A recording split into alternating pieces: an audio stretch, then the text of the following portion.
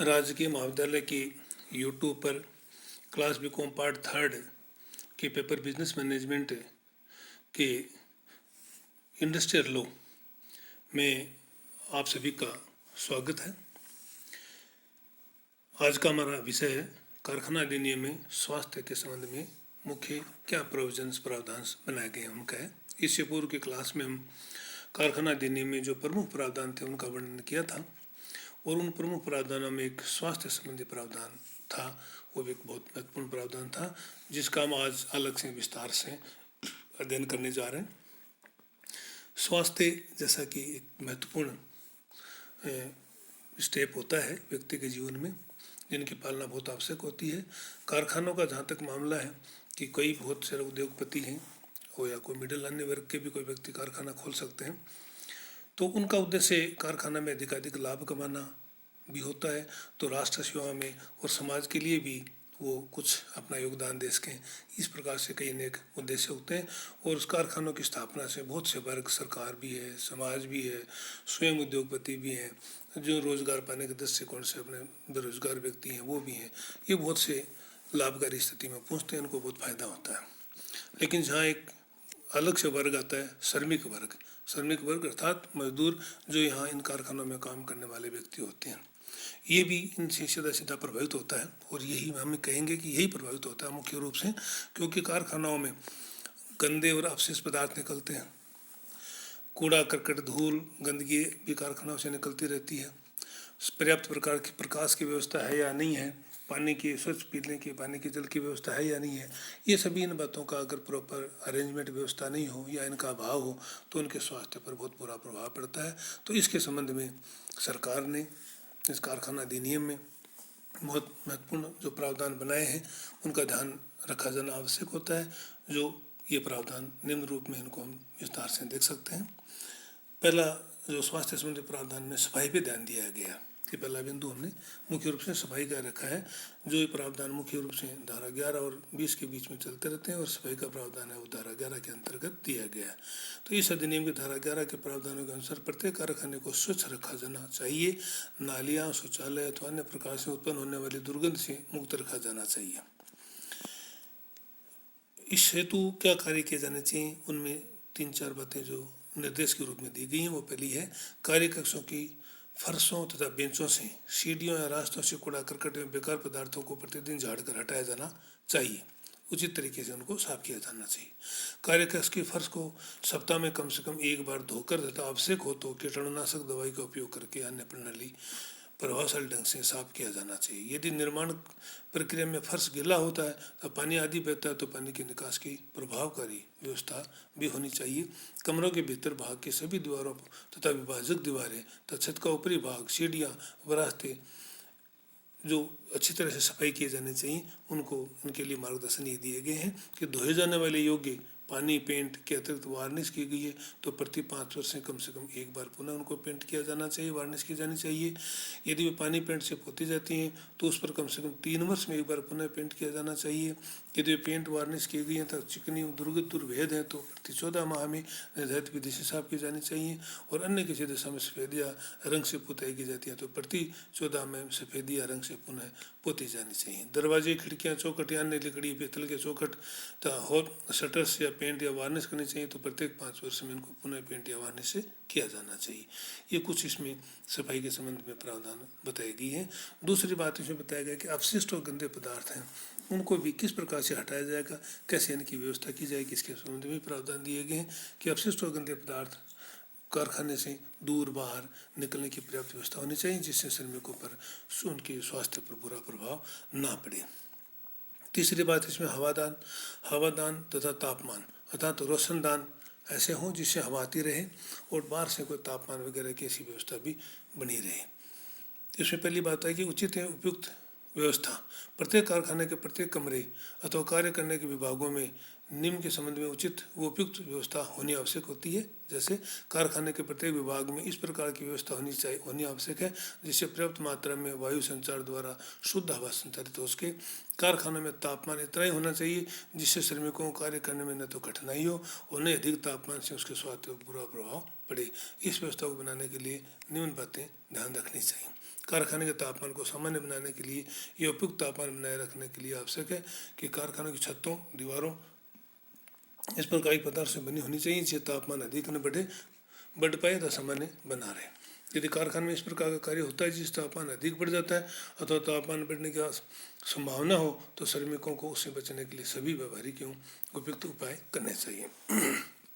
इसमें दूसरी बात आई गई कि सरकार को ऐसे स्टैंडर्ड्स निर्धारित करने का अधिकार है जो कर सकती है कि राज्य सरकार का अधिकार है कि वह श्रमिक के स्वास्थ्य एवं कार्यक्षमता की रक्षा के लिए किसी भी कारखाने में उपयुक्त तापमान या वायु संचालन के प्रमाण निर्धारित कर सकती है।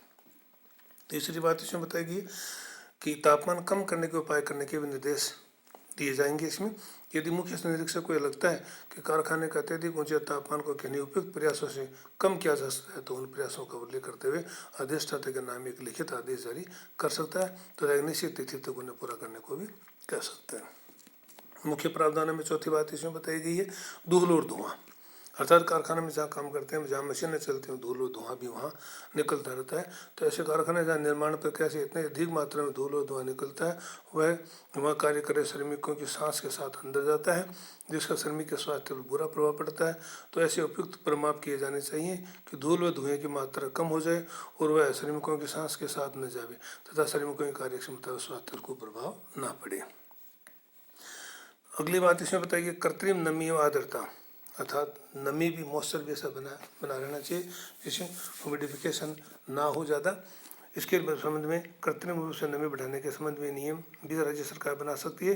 राज्य सरकार उन सभी कारखानों में जहाँ कृत्रिम नमी से रूप की हवा नमी बढ़ाई जाती है के लिए कुछ उपाय कर सकती है, जैसे नमी के स्तर को निश्चित करने के लिए और नमी बढ़ाने की विधियों को निश्चित करने के लिए, कारखाने में हवा की नमी को सही बनाए रखना था उसका रिकॉर्ड रखने के लिए इस प्रकार के जो नियम कायदे हैं वो सरकार इसके लिए निर्धारित कर सकती है। प्रयुक्त पानी को साफ करने के संबंध में यदि किसी कारखाने में हवा की नमी बढ़ाने के लिए पानी का प्रयोग किया जाता है तो वह पानी पेयजल के स्रोतों से प्राप्त किया जाना चाहिए। यदि प्रयुक्त पानी किसी अन्य स्रोत से प्राप्त किया जाता है तो ऐसे पानी को प्रभावकारी ढंग से साफ किया जाना चाहिए। निरीक्षक के अधिकार, यदि कारखाना निरीक्षक को विश्वास हो कि कारखाने में हवा की नमी बढ़ाने के लिए प्रयुक्त पानी उचित ढंग से शुद्ध नहीं किया जाता है तो कारखाना निरीक्षक कारखाने के प्रबंधकों को ऐसे उपाय निर्देश कर सकता है जो उसकी राय में उपयुक्त हो। यदि कारखाना निरीक्षक चाहे तो वह निश्चित तिथि से पूर्व इन उपायों को क्रियान्वित करने के लिए प्रबंधकों को आदेश भी दे सकता है। चौथी बात इसमें मुख्य रूप से बताई गई है कि कारखानों में अत्यधिक भीड़ भाड़ भी हो सकती है और क्राउडेड एरिया हो उसके संबंध में भी सरकार को प्रभावकारी नियम बनाए जाने चाहिए जिससे श्रमिकों स्वास्थ्य पर बुरा प्रभाव ना पड़े, जिसके लिए अधिक भीड़ नहीं हो। किसी भी कारखाने के विभागों में इतनी भीड़ नहीं होनी चाहिए कि उसका कारखाने के श्रमिकों के स्वास्थ्य पर बुरा प्रभाव पड़े। दूसरी बात प्रत्येक श्रमिक का स्थान निर्धारित करना, तो इस अधिनियम में लागू होने के बाद प्रत्येक कारखाने प्रत्येक श्रमिक को 14.2 घन मीटर का स्थान प्राप्त होना चाहिए। सन 1948 के पहले के बने कारखानों के लिए स्थान सीमा 9.9 घन मीटर है। वह जगह जो कमरे के बोतल से 4.2 मीटर से ऊपर है को गणना में ध्यान नहीं रखा जाता, अर्थात घनफुट की गणना फर्श से 4.2 मीटर ऊंचाई तक ही की जाएगी। इसी में तीसरा प्रावधान यह बनाया गया श्रमिकों की संख्या निश्चित करना। मुख्य निरीक्षक आवश्यक समझे तो प्रत्येक कक्ष में कार्य करने वाले श्रमिकों की अधिकतम संख्या निर्धारित कर सकता है। उसके आदेश के अनुसार ही इस आशय की आवश्यक सूचना भी उस कक्ष में प्रदर्शित करना आवश्यक है। इसमें कुछ प्रावधानों में छूट के भी प्रावधान है। यदि मुख्य निरीक्षक इस बात से संतुष्ट हो जाए कि किसी कार्य कक्ष के लिए इस धारक के प्रावधानों का पालन करना श्रमिक के स्वास्थ्य की दृष्टि से आवश्यक नहीं है तो वह उस कक्ष के संबंध में इस धारक के प्रावधानों के पालन से छूट प्रदान कर सकता है। प्रकाश की व्यवस्था भी दी गई है। रोशनी बाहर से सूर्य की रोशनी, प्राकृतिक जो प्रकाश है वो भी साफ अंदर कार्य कक्ष में जहाँ श्रमिक काम कर रहे हैं वहाँ तक पहुँचना बहुत आवश्यक होता है। तो इसके लिए पहली बात की कि प्रकाश की ऐसी समुचित व्यवस्था होनी चाहिए कि कारखाने के उन स्थानों पर जहाँ श्रमिक कार्य करते हैं आते जाते हैं वहाँ प्राकृतिक अथवा कृत्रिम प्रकाश की समुचित व्यवस्था होनी चाहिए। खिड़कियों एवं रोशनदानों को साफ रखना। यदि कारखाने प्रवेश की व्यवस्था प्रकाश की व्यवस्था के लिए खिड़कियों और रोशनदानों का प्रयोग किया जाता है तो इन्हें बाहर या अंदर दोनों तरफ से साफ किया जाना चाहिए। खिड़कियां और रोशनदान बाधायुक्त होना अनिवार्य है। आंखों पर प्रभाव न पड़े। प्रकाश की ऐसी व्यवस्था हो कि जिसका आंखों पर सीधा प्रभाव न पड़े, अर्थात प्रकाश सीधा आंखों पर नहीं पड़ना चाहिए। प्रकाश का प्रतिबिंब भी आंखों पर नहीं आना चाहिए जिससे किसी श्रमिक के दुर्घटनाग्रस्त होने की संभावना उत्पन्न हो। नियम बनाने का अधिकार, इसमें राज्य सरकार को पर्याप्त नियम बनाने का अधिकार होता है। अगली बात बताइए पेयजल के संबंध में। क्योंकि जहाँ कर्मचारी श्रमिक काम करता है वहाँ उनको पानी की भी आवश्यकता होती है और शुद्ध पानी, अच्छे पानी की, उसके स्वास्थ्य का दृष्टि का ध्यान रखते हुए शुद्ध पानी की उसकी आवश्यकता पड़ती है, जिसकी उसकी पूर्ति वहाँ होनी आवश्यक होती है। पानी की जो व्यवस्था के संबंध में बताया गया कि प्रत्येक कारखाने में कार्य करने वाले श्रमिकों के लिए उपयुक्त स्थान पर शुद्ध पेयजल की व्यवस्था होनी चाहिए। पेयजल के शौचालयों से दूरी, पेयजल का स्थान नहाने धोने के स्थान, मूत्रालय, शौचालय, थूकदान, पीकदान, कीचड़ या व्यर्थ पदार्थों के नाली या प्रदूषण के किसी भी स्रोत से 6 मीटर के भीतर नहीं होना चाहिए। निरीक्षक की अनुमति द्वारा पेयजल के इन स्थानों को 6 मीटर के अंदर ही स्थापित किया जा सकता है। इस जल के स्थान पर पीने का पानी शब्द लिखित तख्ती लगी होनी चाहिए। ठंडे जल की व्यवस्था भी बनाई गई कि जहाँ 250 से अधिक श्रमिक कार्य करते हों तो उस कारखाने में गर्मी के मौसम में जल को ठंडा तथा उसे वितरित करने की उचित व्यवस्था होनी चाहिए। इसके संबंध में राज्य सरकार नियम बना सकती है। शौचालय व मूत्रालय, शौचालय मूत्रालय के लिए भी कारखानों में व्यवस्था बनाई गई कि उनके लिए, पहला जो बात स्थान की बताई गई, उनके लिए प्रत्येक कारखाने में शौचालय मूत्रालय ऐसे स्थानों पर स्थापित होने चाहिए कि श्रमिक कारखाने में कार्य करने के दौरान आसानी से वहाँ तक पहुँच सके। इनकी संख्या पर्याप्त होनी चाहिए। महिलाओं के लिए अलग व्यवस्था, पुरुष और महिलाओं के लिए शौचालय मूत्रालय की अलग अलग व्यवस्था होनी चाहिए। चारों ओर से घिरे स्थान होने चाहिए। स्थिति, शौचालय का मूत्रालय कार्य करने के स्थान से अलग हो एवं उसमें जाने की मार्ग किसी कार्य कक्ष में से होकर नहीं होना चाहिए। 250 से अधिक श्रमिक होने पर इसकी एक अलग से स्थिति बताई गई है कि यदि किसी कारखाने में 250 से अधिक श्रमिक कार्यरत हैं तो उस कारखाने के शौचालय और मूत्रालय के संबंध में नियम लागू होंगे। शौचालय मूत्रालय निर्धारित रूप से स्वच्छ होना चाहिए। शौचालय मूत्रालय का फर्श एवं उसके 90 सेंटीमीटर ऊंचाई तक की आंतरिक दीवारों पर चमकीली टाइल्स लगी होनी चाहिए। शौचालय मूत्रालय सप्ताह में एक बार कीटाणुनाशक दवाइयों से अवश्य धोया जाना चाहिए। संख्या निश्चित करना, यानी राज्य सरकार किसी भी कारखाने के स्त्री और पुरुष श्रमिकों की संख्या के अनुपात में किसी कारखाने के शौचालय मूत्रालय की संख्या निश्चित करने का अधिकार है। इसके अतिरिक्त राज्य सरकार स्वास्थ्य संबंधी अन्य नियम भी बना सकती है।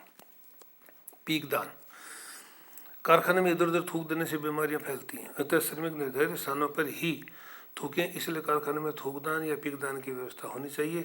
इससे संबंधित निम्न व्यवस्थाएं प्रत्येक कारखाने में पीकदान संख्या पर्याप्त संख्या में होनी चाहिए। ये पीकदान उपयुक्त स्थानों पर रखे होने चाहिए व साफ एवं स्वच्छ भी होने चाहिए। राज्य सरकार प्रत्येक कारखाने में रखे जाने वाले पीकदानों की संख्या, स्थान आदि निर्धारित कर सकती है।